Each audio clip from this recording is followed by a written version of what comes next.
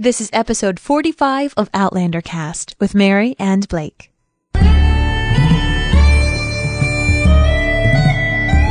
All the way from Providence, Rhode Island, welcome to Outlander Cast. It's a podcast dedicated to the show Outlander on Stars.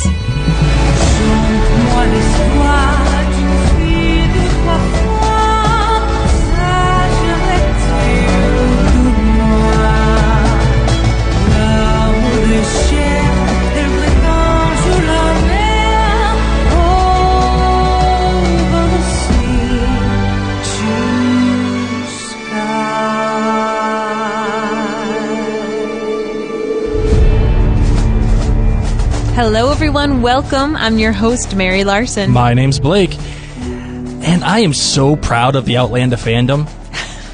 Why? I'm so proud of them. They what they have done for the Outlander Season 2 premiere, Through a Glass Darkly, they made it the most highest rated premiere of any show on Stars ever. What? Ever. Say that one more time. The Outlander fandom made the Outlander premiere, Season 2, the highest rated premiere of Star's history.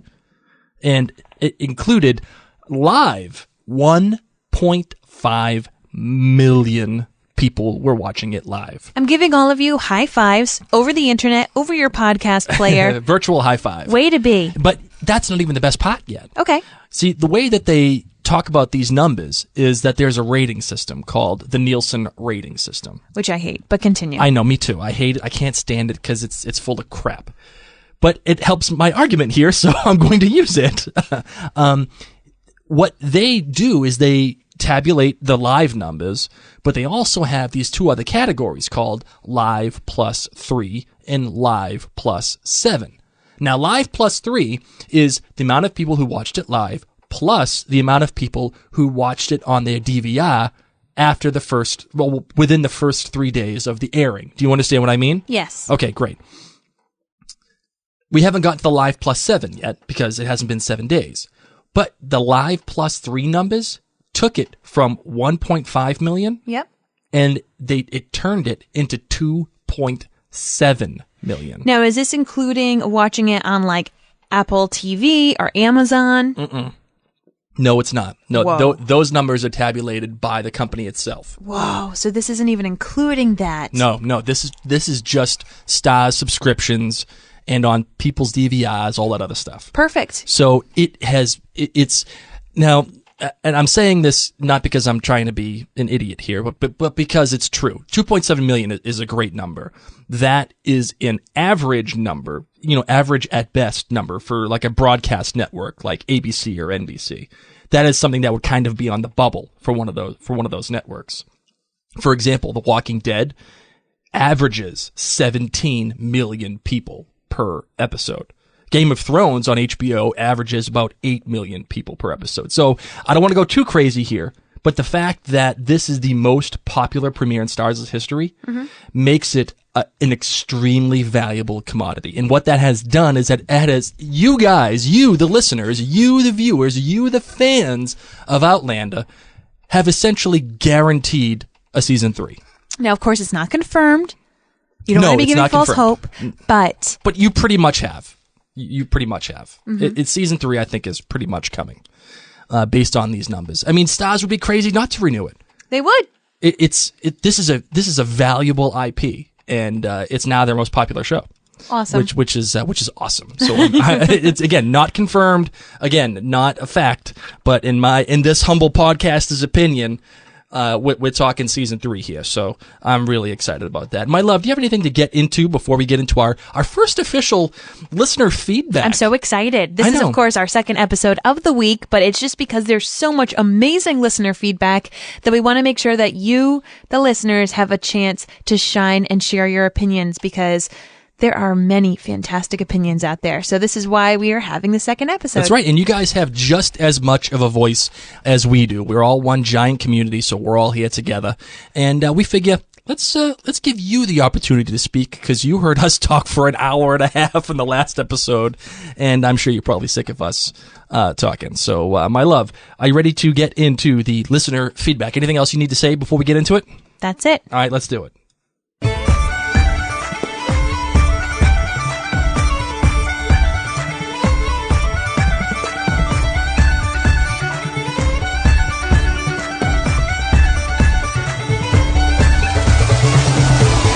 This episode of Outlander Cast is brought to you by the Outlander Experience.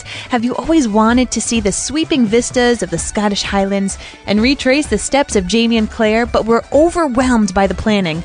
Worry no more, because all you have to do is visit www.theoutlanderexperience.com, where you can book a fully planned, fully escorted 10-day luxury tour of Scotland.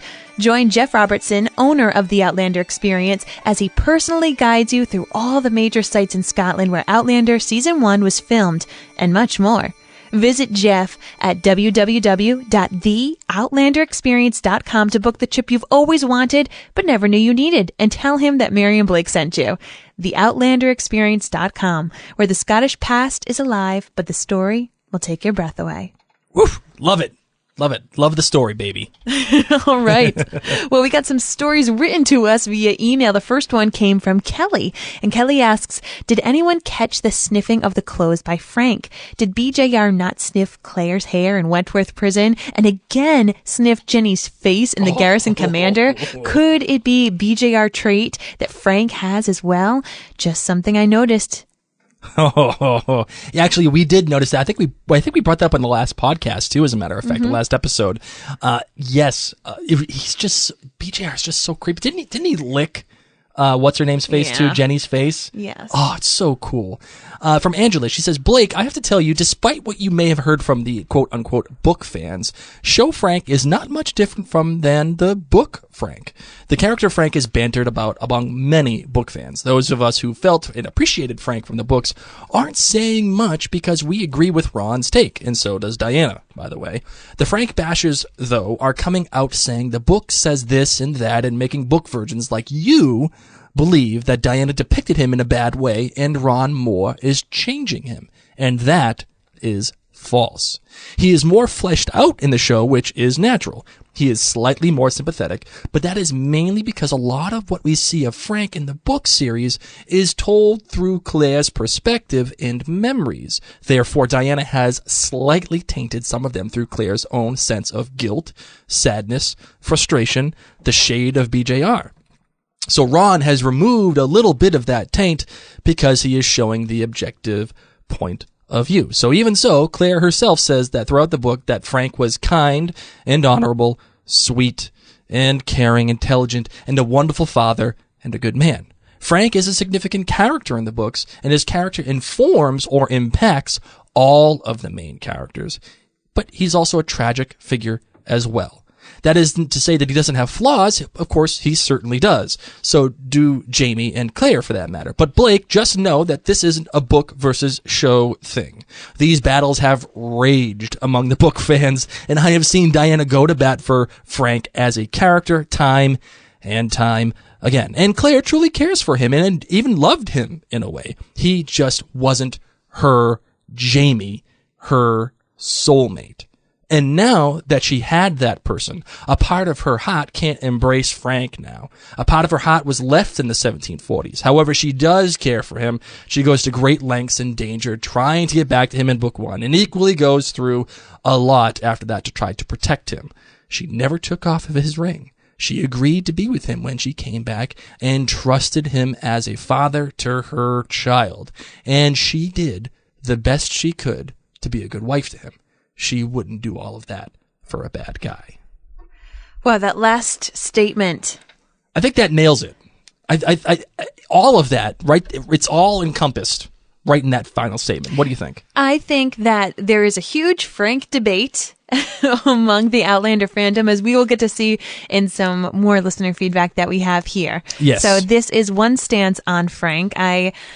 I think that she brings up a lot of good points. And the biggest one to me is that we all know and love Claire. And one of the greatest things about Claire is that she is a smart, independent woman. And she would not have stayed with Frank if she didn't want to and didn't think that it was safe for her or anything like that. You know, Claire was able to see, in my opinion, that Frank was human. And just like this writer said, he's not her soulmate. Right. And how sad that she had a taste of what a soulmate felt like. Right. And then she had to go back to Frank. But I agree with a lot of this writer.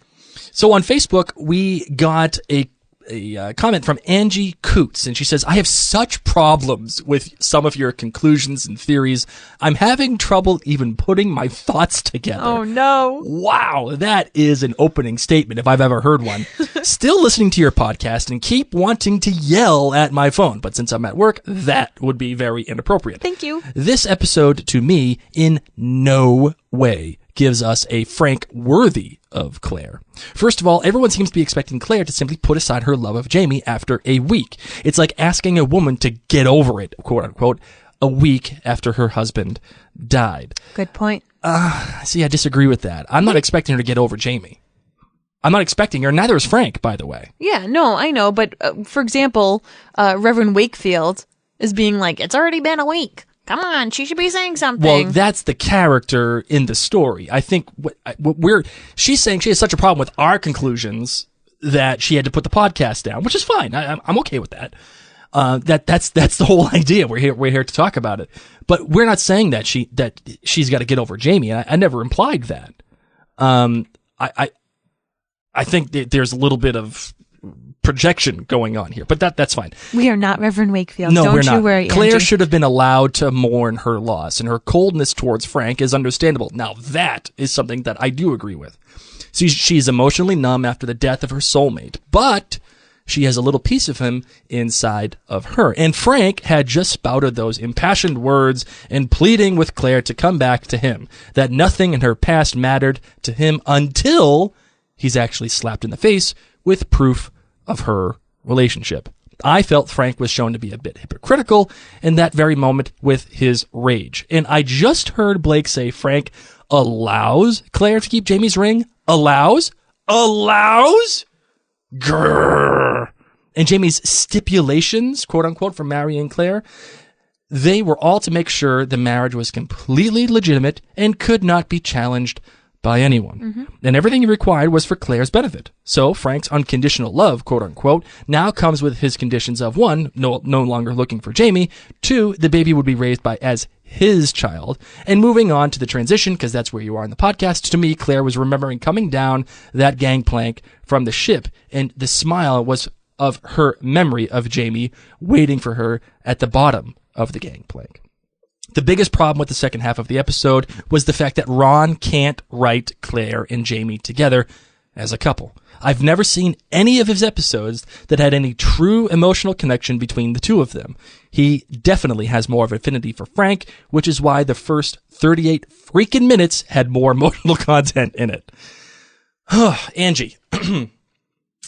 Yes, I agree with you that Frank is a tad hypocritical when the rage comes out, but I think as Claire's numbness is understandable, I think his rage is also a tad understandable too.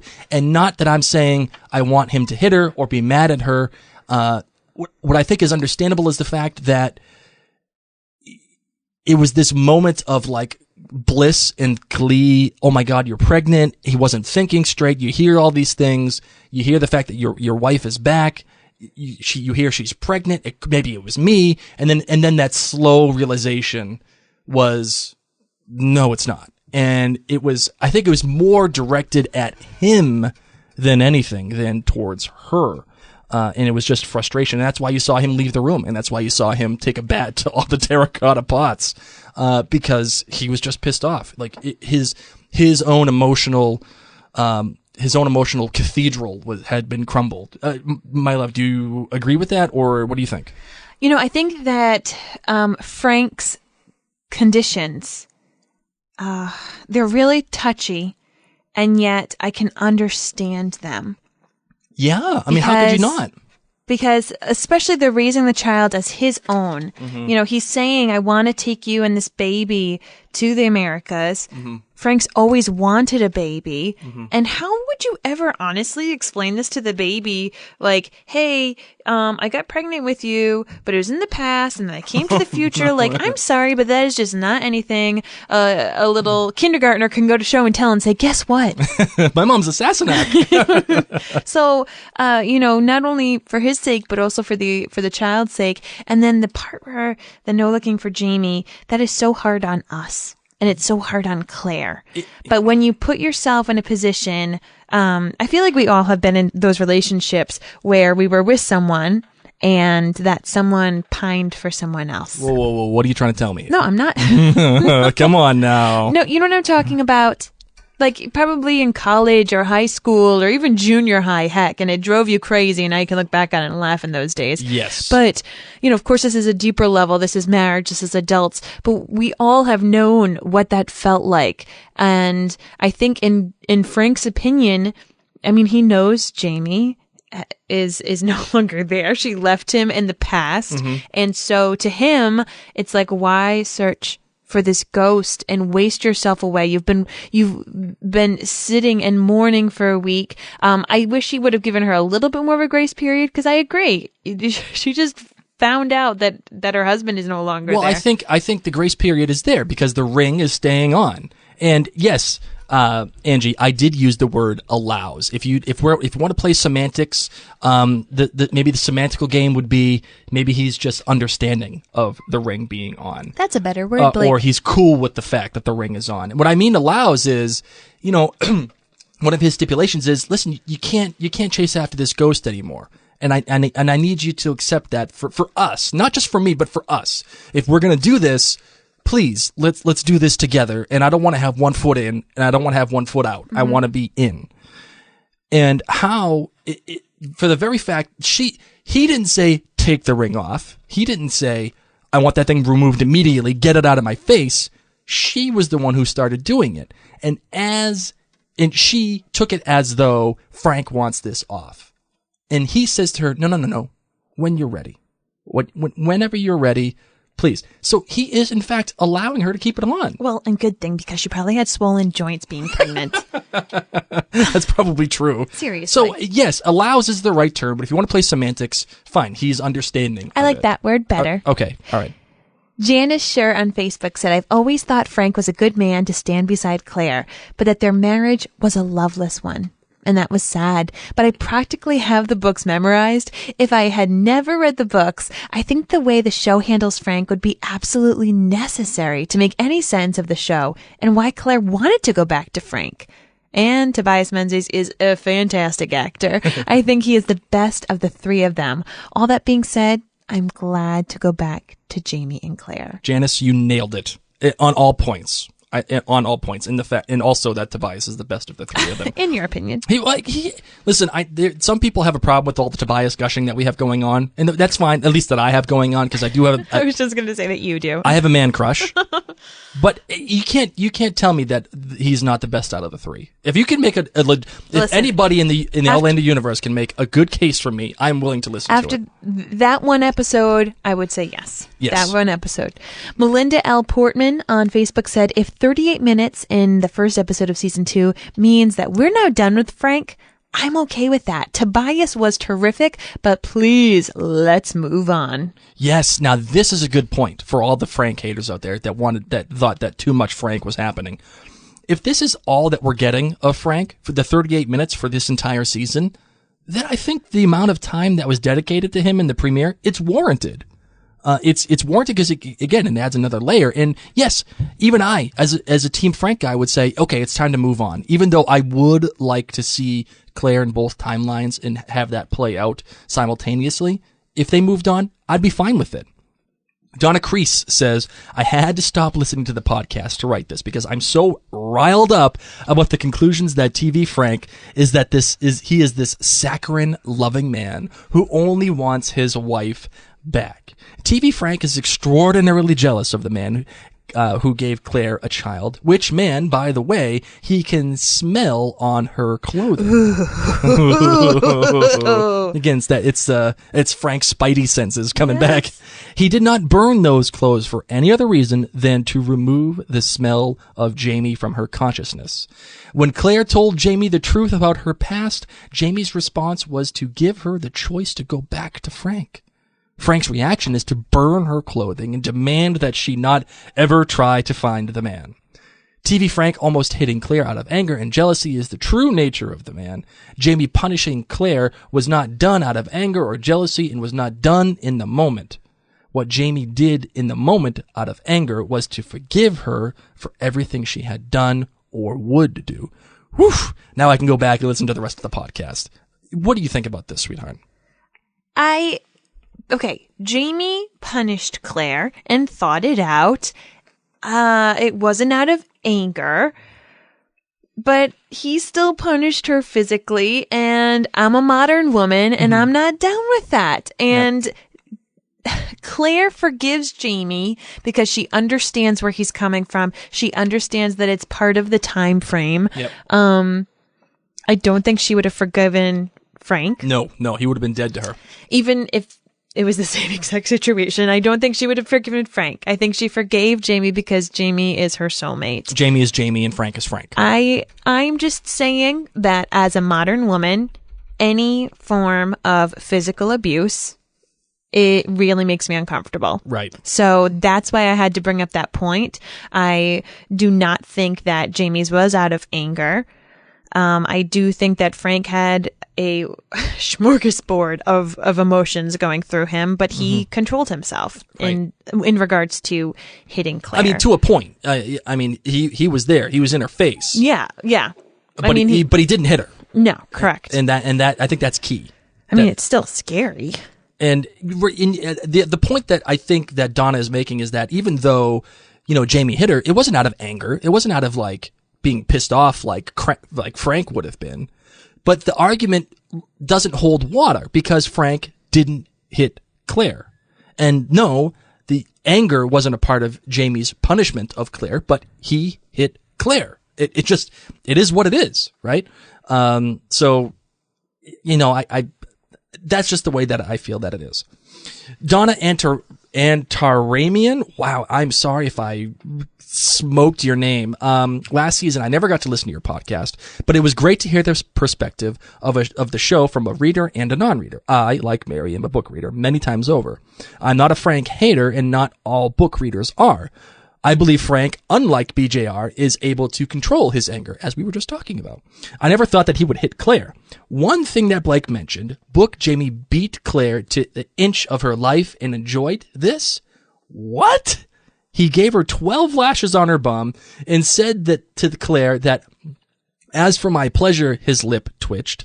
I said I would have to punish you. I did not say I was not going to enjoy it. He crooked a finger at me. And I thought the first 40 minutes should have been 30 minutes. The whole Reverend and Frank talk was a little too long, and I did not like how they changed Jamie's personality on the last half. Okay, Donna, first of all, thank you for being a new listener. This is for you. Woohoo! And I thank you for coming in and chatting with us about this. And I will say this, be careful with what you're saying about Jamie, and not enjoying it. And the reason why I said that is because he, in fact, did enjoy hitting Claire. Now, I did not do this particular research, but our editor-in-chief, Kendra Spring Classic, did, and she wrote an entire post about this whole thing. And if you bear with me for a moment, I'd like to read some of what Kendra had to say in this post. Basically, she says, if you want to say he didn't enjoy inflicting pain so much as he enjoyed fighting her back, be careful. This is one of the many reasons some men prefer to get their sexual exploits without bothering that whole pesky consent thing. They don't enjoy it unless the woman is fighting back. You don't believe that Jamie enjoyed it? Let's take a stroll back to the text again, shall we? And Jamie will tell you that himself. You barbarian! You sadist! I hissed furiously. You're doing this for your own pleasure. I'll never forgive you for this. Oh my God, you're so bad. Jamie paused, twisting the belt. He replied levelly, I didn't know what a sadist is, and if I forgave you for this afternoon, I reckon you'll forgive me too as soon as you can sit down again. And then this is what Donna says. As for my pleasure, his lip twitched. I said I would have to punish you. I did not say I was not going to enjoy it. He crooked a finger at me. Come here. Now this little passage was in chapter 22 called Reckonings of Outlander. But what Donna isn't saying is the next portion. What I can't forgive, I said, my voice raising slightly in spite of myself, is that you enjoyed it. Enjoyed it? Sassenach said, gasping. You don't know just how much I enjoyed it. You were so...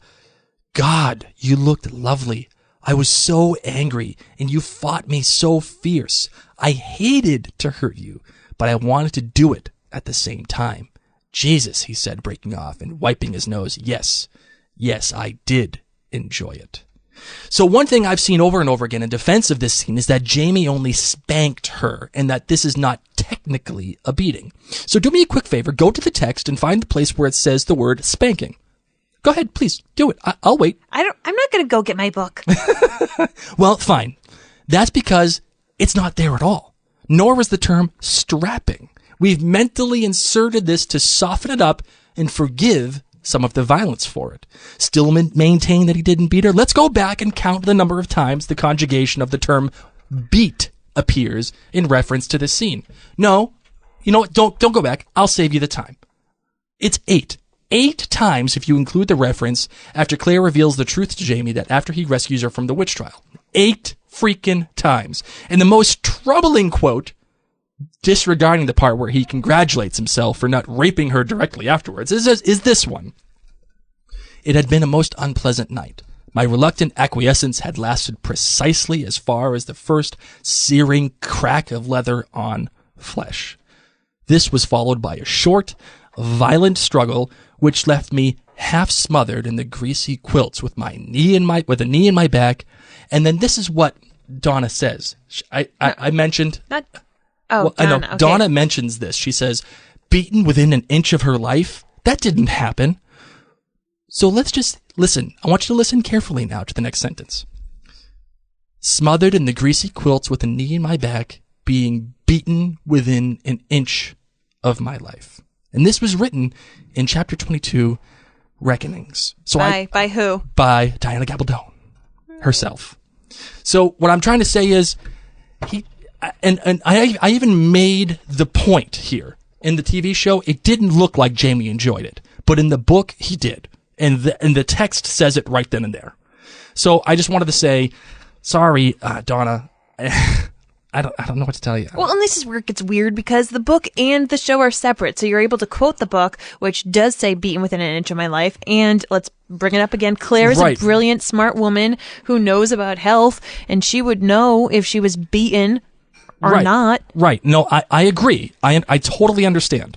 And I even couched it in the last episode too. But I had to bring this up because everyone's talking about Book Frank and Book Jamie and all that other stuff. And the book says it right there that she was beaten within an inch of her life. Bob Lovelace wrote in on Facebook that he has the exact opposite take than Blake regarding the season premiere. The first 40 minutes, in Bob's opinion, dragged. He said he just wanted to get on with the story in 1745. He kept thinking, why is this present day episode being slipped in here?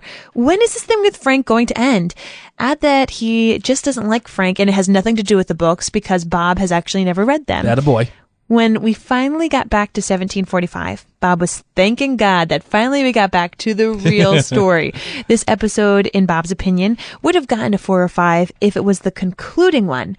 But by interrupting the main story, and he thought it was just annoying, it gets a 2 or 3, and he apologizes. He says, sorry, Blake. That's okay, Bob. I appreciate and I respect your opinion. Victoria Clatter says, do I have a hangover from BAJR like Claire? I ask because no comment seems to have my reaction to Frank. He seemed manipulative and controlling to me, like that trait was just inherited along with his simmering anger issues. Rage. Claire seems like a battered wife. Accepting, watchful, wary of what Frank was offering, wishing she was dead, not with him again. I can't deny that. She did say those things, and she did look like it. Brandy Allen says, the books are written from Claire's perspective, and I love that. But for translating the story to the screen, I liked that Frank's reaction and emotions were more explored more fully. Throughout the books, Claire shares various details throughout, but never in one extended scene. I appreciate the addition. I thought it made the translation to screen seem more complete. Suzanne Marone Carew said, aside from the fact that Tobias is a phenomenal actor, the character was due that time. He may not be Jamie or the best match for Claire in the end, and questionable lineage aside, but since the beginning, I struggled with his plight. Can you imagine being in this guy's shoes as a spouse? Just left behind like that. And then your wife comes back years later, pregnant, married, and basically a teleporter. I say good for him for still being willing to be a stand-up human being, yet having some stipulations of his own and wanting to have some words of his own. Had they not spent that time on him, it wouldn't have done the gravity of the situation from his point of view justice. And I love the quandary that's being set up right now. Not having read the books, I'm freaking out, says Suzanne. Suzanne, you know what? This is for you. Bam! Just like that. A winner! I'm just going to leave it at that. Drop the mic. What do we got on Twitter, my love? Ashley Richardson says, I really wonder if Claire told Frank everything about BJR in their talk with him, being such a fan of him. I do not think that Claire was like, hey, Frank, while I'm filling you in with everything, here's all this nasty stuff you need to know about this guy you idolized. I don't know. I feel like she would be honest with him. Why would she have the reason to hold back anything? Because I don't think she would have necessarily held it back. I just don't think that she needed to tell him everything. I mean, they only spoke from 10 p.m. till 7 a.m. And that's a long time. I know, have a conversation for... You cannot read all of Outlander in 9 hours. Oh, man, that's a long time. I feel like she would have told him. And if she did tell him, that would make it more interesting, because then Frank is well aware of what happened with BJR and everything, and he is now... He can compare and contrast himself to that, and he's again fully aware of what Jamie underwent and what Claire underwent. Annie Howard tweeted at us, and I wanted to mention this because this was my screw up. She says Hugh Monroe was the one to give the dragonfly and Amber, also the one to tell Jamie about Horrocks. Annie, thank you so very much for clarifying that for us. Oh my gosh, that's what happens when we podcast at 11 p.m. and I've had 2 glasses of wine. And we've done 3 podcasts in 2 days. I think I was just picturing him just saying Horrocks with the rocks. Yeah, just stupid. That was really good dumb. Old Hugh. I know. Reed Emma tweeted, great as always, you guys. I think Ron D. Moore should stick to writing Frank, though, or leave the writing to others. So, of course, echoing the statement above to maybe leave Jamie and Claire to other writers. Yeah, I agree. I think there's a valid criticism here, honestly. I definitely think Ron trends more to Frank. And I think also to BJR as well. And my dog looks like Rankin says, remember how Jamie reacted to his sister when he thought she had Randall's baby? He was mad. He got in Jenny's face. Both men are human. And my dog looks like Rankin. First of all, I love your name. And secondly, wow, excellent stuff there. That's 100% right. I forgot about that entirely. My love, what do we got on Instagram? Instagram, we had some amazing feedback on Instagram. I want to thank a special lovely who took the time to write it. Sheldon H361, or 36, sorry, not 361. I am glad Claire went to speak with Mrs. Graham. She would have needed someone to believe in her because let's face it, Frank didn't believe what Mrs. Graham had to say when Claire disappeared. I would have liked for Claire to keep reacting to Frank like she did for at least a little longer, seeing as how his likeliness to Blackjack is just so twin-like. I think for her not to see Frank as Blackjack so easily is unrealistic. The trials he put her through and Jamie through, it would be really hard to forget. Plus, she just left Jamie and she just kept telling Frank that she loved Jamie deeply. I didn't like that she so easily went back to Frank. I too wish that we would have been privy to Claire and Mrs. Graham's conversation. I would have liked that too, but it would have been a tad redundant. We wouldn't have had enough time. And that's why they didn't show you any of the conversation between she and Frank. There just wasn't time. You already know the story. But her so quickly going back to Frank. I mean, I don't know. You don't know how much time there is between when they're in Scotland and when they go to New York. And my other question would be, what else does Claire have going for her? It's not. I'm not saying that the only thing that's good in her life is Frank, but here, and Mrs. Graham said this. Here is a man that loves you. He is here. He is here now. He is flesh and blood. He is devoting his life to you. Accept that. And if that was said to you, my darling, is that something that you could accept? You can't always get what you want. I don't know. Yeah. I would have been a cold, numb person as well. JG on Instagram says, we really didn't see much about what he was going through except for a bit at the end of last season, so I love that a lot of season 2, episode 1 was Frank focused, and Mr. Menzies did an outstanding job. His work is always great, but the scene in front of the fireplace after Claire tells him her story, OMG, very powerful. We'll have lots of time to follow those other two.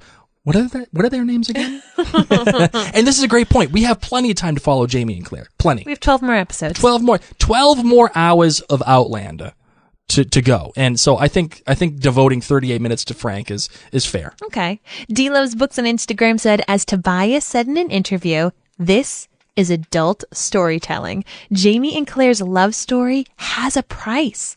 Frank loves her. She loves Jamie. Everyone is brokenhearted, but they're going to try.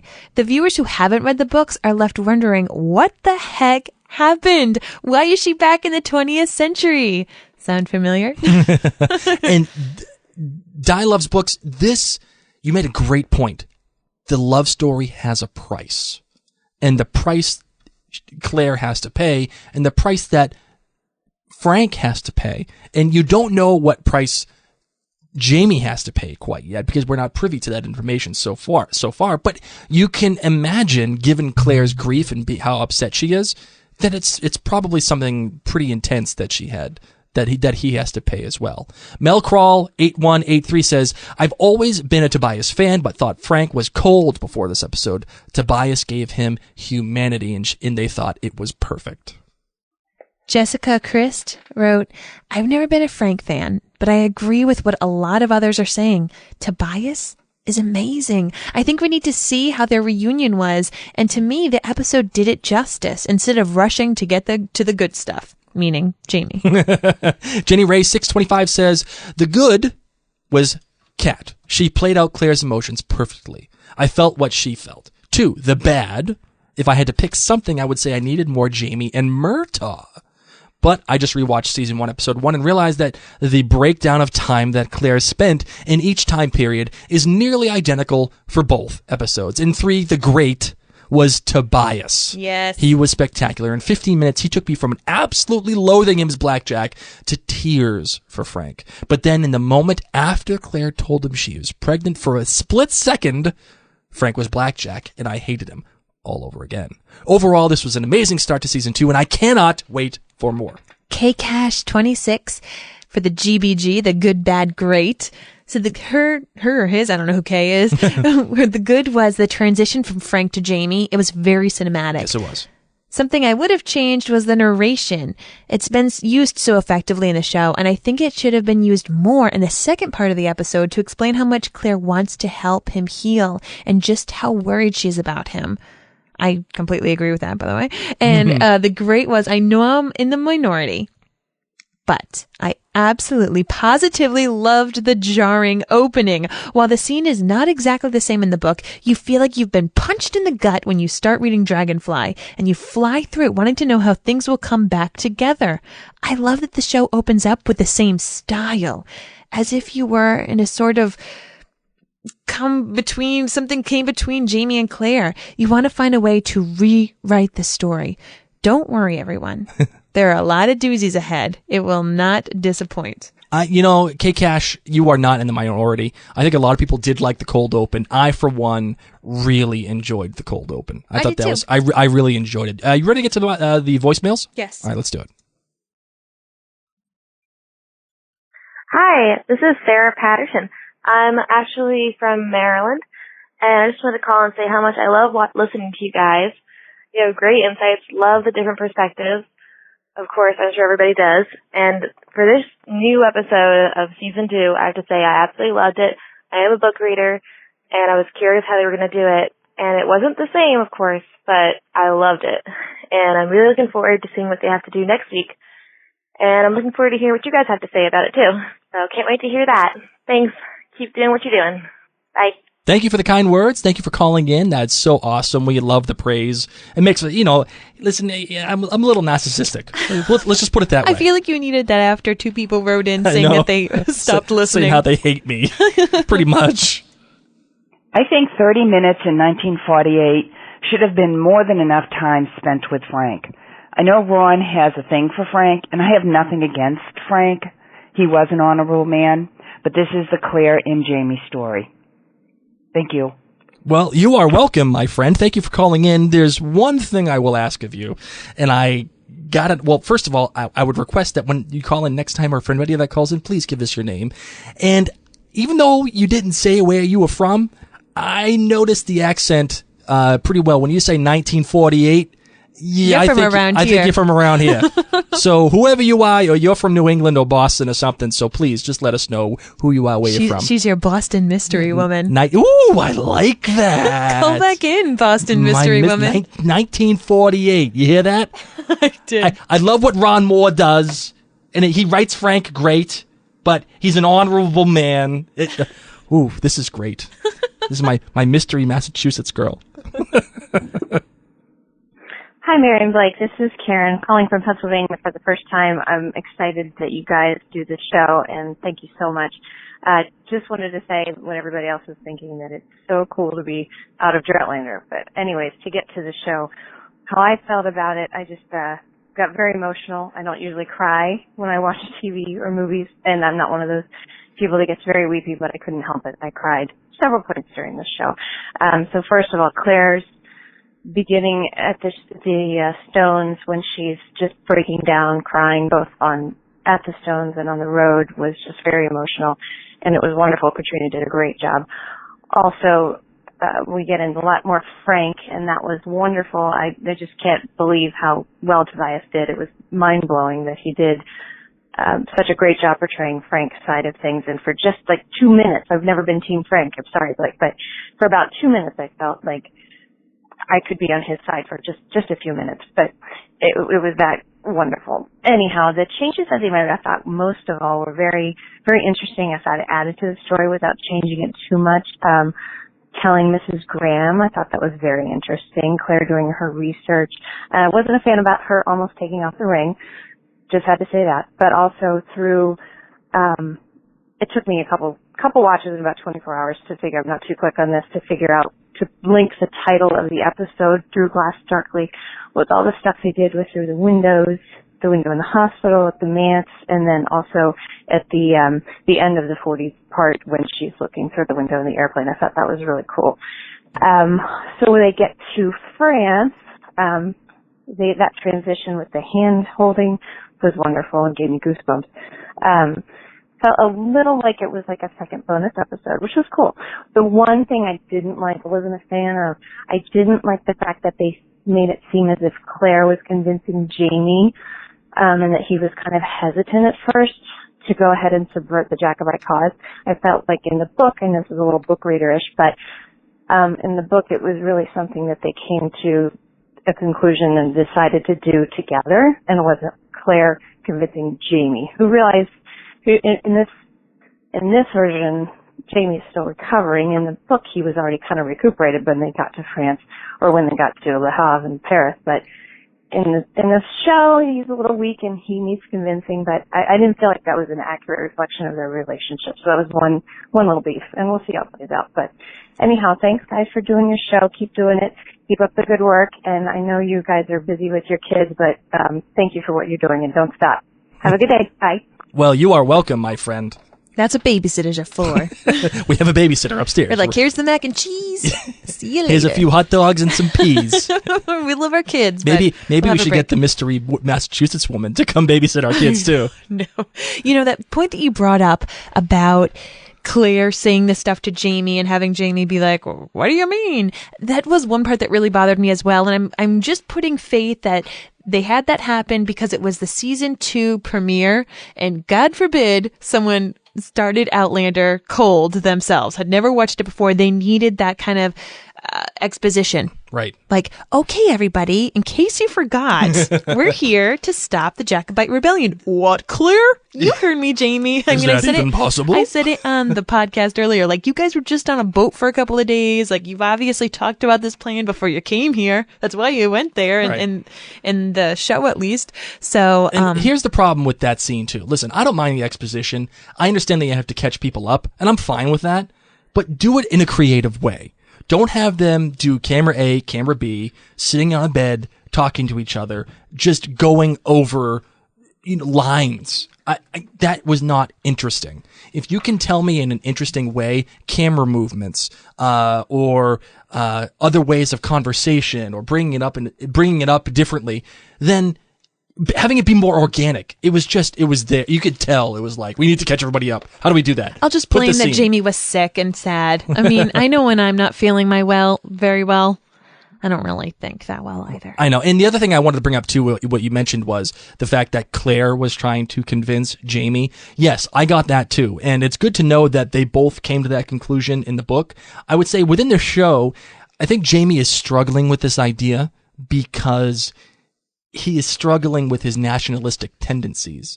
I think he's struggling with the whole notion of, do I really want to prevent this? And that being said, I wonder if it gets played out a little bit more in the series. It's definitely going to. It will be a really interesting non-book thing. Right. And you know what? It sets up a conflict between Jamie and Claire. Mm-hmm. Not everything is all hunky freaking dory between these two. If Jamie pushes back, and I'm not saying, screw you, Claire, we're not doing this again, but like, if he has doubt, and if Claire's like, you cannot doubt this, if she does that, they're going to have some conflict, so don't you There's going to be good conflict, and that is what matters to the character. Hi, Mary and Blake. This is Kathy from New Jersey, and I just wanted to say, in response to your question about Frank, I definitely enjoyed all the time they showed us last night with Frank. I was not a big fan of Book Frank, but I'm really enjoying seeing what we didn't really get from the books, and I look forward to seeing more of that play out and what life was really like with Frank in those 20 years when Claire went back. So we get an inkling of what it's like when we read, but seeing Frank was definitely a plus for me. And Tobias, he just brought it home. It was all about him last night. So thanks. Bye. You are more than welcome, my friend. More than welcome. I will gladly talk about Tobias any day. Yes, you will. You know what I should do? No. I should just start a separate podcast. Oh my just God. For Tobias Menzies. You can do that one by yourself. I mean, I love me Tobias, but I need to sleep some days, Blake. If I could have this is what I'm going to do. I'm going to have a podcast about Tobias Menzies, Benedict Cumberbatch, J.J. Abrams, and Damon Lindelof. I'm just going to go eat mac and cheese and hot dogs. Hi, Mary and Blake. This is Vicki from North Carolina. I've been listening to you guys for a long time now. You even got me started on the leftovers. Anyway, to talk about last night's episode and Frank, the usage of the story differences from the book to this, I think are fantastic. Tobias Menzies put in an amazing performance. And the two different things that I really noticed were the way he looked so hurt whenever Claire said that she wanted to speak to Mrs. Graham. I think he already had an inkling it was going to have something to do with the Standing Stones, and a man of science and letters was not interested probably in that kind of story that he was not looking forward to hearing. And the other thing, excuse me, I'm kind of nervous trying to cram all these thoughts into a minute and a half. Whenever she said, don't mention the word flogging to her ever again, that he was really upset by that, because it meant that she had mentioned probably something about Blackjack and how badly he treated Jamie.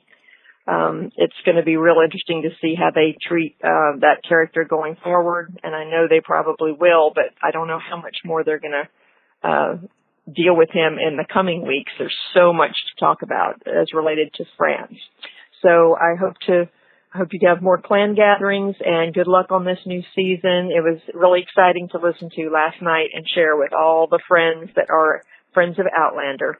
Thanks. I thank you guys for all you do, and they'll be blessed with the little lass and the little lad that you have there. Well, thank you. Talk to you soon. Bye. Thanks, Vicki, for the blessings and great point about Blackjack Randall and the flogging term, and Claire saying that to Frank, and that is proof right there that she mentioned Blackjack Randall, and she must have mentioned at least the ferocity that BJR must have used against Jamie. I mean, that would make sense, right? Yeah. I think so. So I think that's good proof. And, Vicki, we know that you are a loyal listener for a long time. And I just want to say thank you for listening so much. And, I'm so happy that we got you into The Leftovers. I know. For anybody that does not know this, Mary and I do another podcast about The Leftovers called The Living Reminders. And The Leftovers is a television show on HBO. And, Vicki apparently is a listener to that. So, I will do this for you too. Because I didn't know that you listened to the Leftovers podcast. So thank you very much. This is the last voicemail. Let's get to it. Hi, Mary and Blake. This is Annie calling from Dallas. I'm calling about the Outlander Season 2 premiere, and I am giving this episode 3.8 kilts. I loved the portion spent in 1948 with Frank, but felt that the time spent in France fell kind of flat. First off, I just wanted to say that I think Bear did an amazing job. I loved the addition of the French to the opener. As far as 1948 goes, I loved all of the emotions that we got to see, from Claire's landing and her first encounter with that Scotsman to Frank freaking out in the shed. I do wish that we knew at least a little bit of what Claire told Frank. Like, I want to know if he actually knows about BJR and how many, questions he asked concerning, the time period and things like that. And I think that could have been done similar to the wedding, where they just flash in for different moments and didn't take the time to tell us full stories. I do think that Frank reacted kind of harshly to Claire, which didn't really seem to match his love and devotion to her. I would have liked to see him choose to help her to find all the information she wanted so that she could put Jamie to rest in her mind. And I think that just would have been more on par with what we've seen of his character so far. I love the little arc where Frank was using the clothing as his arc for kind of choosing whether or not he wanted to believe her. I thought that stayed true to his scholarly nature. And overall, I just thought that the episode was great. I thought it was a lot of fun, very emotional. I know that they're going to show more with France, and so I'm choosing to not be too disappointed by the lack of drama, but excited to see what will come the rest of the season. Well, love you guys. Have a great day. Well, we love you too, my friend, and I will tell you that I think you nailed it on all fronts on this call. I think Frank, the reaction is a little tough, and there was very little drama in France. I think on all levels, you nailed it, and I'm actually excited to get to the rest of France now and to see how they go. And what I'm really most excited for though is, how does Claire get back? How does Claire get back to Scotland? If at all. This is going to have to wait for another Outlandish Theory of the Week. I got to let this one marinate. Okay. I got to let this one simmer a little bit. And we'll figure that out. You have any final thoughts? Because I think this is the end of our episode. Nope. I don't think I have any final thoughts either. I think we're ready to close it out. All right, let's do it.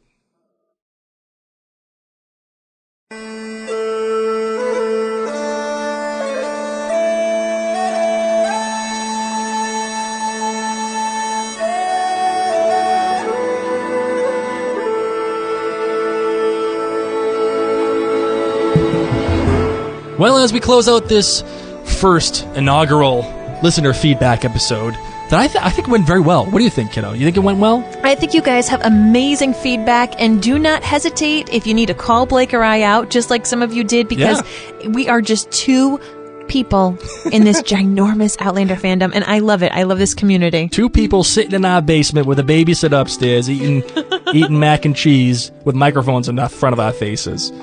We want to let you know that this episode of Outlandercast is brought to you by the OutlanderExperience.com. Come take an intimate tour of Scotland with Jeff Robinson and the owner of the Outlander Experience, and embark on a fully planned, fully escorted 10-day luxury tour where you can retrace Jamie and Claire's romance and visit quaint Scottish villages, magnificent castles, or stay at historic inns and explore all the major sites where Outlander Season 1 was filmed. So visit Jeff at www.theoutlanderexperience.com to book the trip you've always wanted, you've always wanted, but never knew you actually needed to get the Outlander Experience.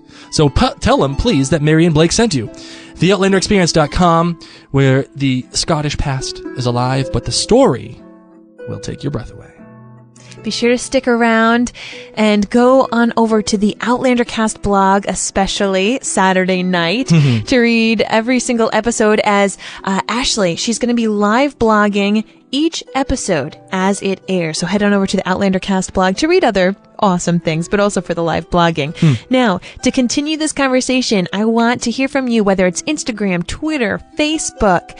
You can also email us at outlandercast@gmail.com. That's my line. I have something new. Okay. So I had to steal it. Just today, guys, I created a Facebook group. It's called the Outlander Cast Clan Gathering. And that's for you.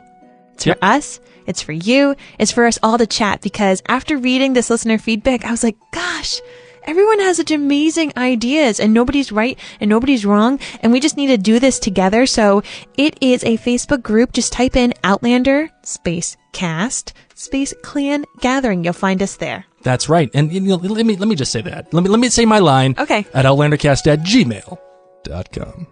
Website support, you can always go to outlandercast.com and check out the button that says support, where you can, where Mary can hit the mic as I'm talking. It totally messed me up. Where you can support us by telling a friend that we exist on Facebook or Twitter or Instagram or Smoke Signals or whatever. But another important thing to help keep this a free podcast is to go to patreon.com, type in Tall Mom Media. That is our company. And if you'd like to donate $1 or $2, we would be honored to accept that, again, to help keep this a free podcast. And if you ever want to call and leave a voicemail for us, just call 503-454-6730. I wanted to really thank Diane from New Jersey, who wrote us a review on iTunes. She gave us 5 stars. Thank you so much, and said, great banter between Blake and Mary. Love that one is a book reader and one is not.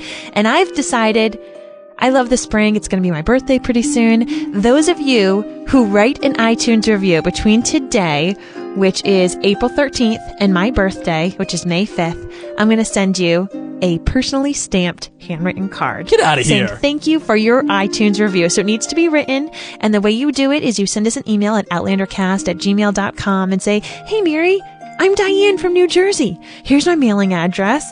And I'll have seen your review, and I'm going to send you a little mail, because I love snail mail. I didn't even know about this. This is amazing. Well, I love mail and I hate bills. I wonder if my mystery Massachusetts girl will send us one. Maybe she will, and then we'll be able to, just send it, and she'll get there in a day or two. 1948. Oh, that was great. Oh, that's it. Well, until next time, ladies and gents, I'm Mary Larson. My name's Blake. And you've been listening to Outlander Cast.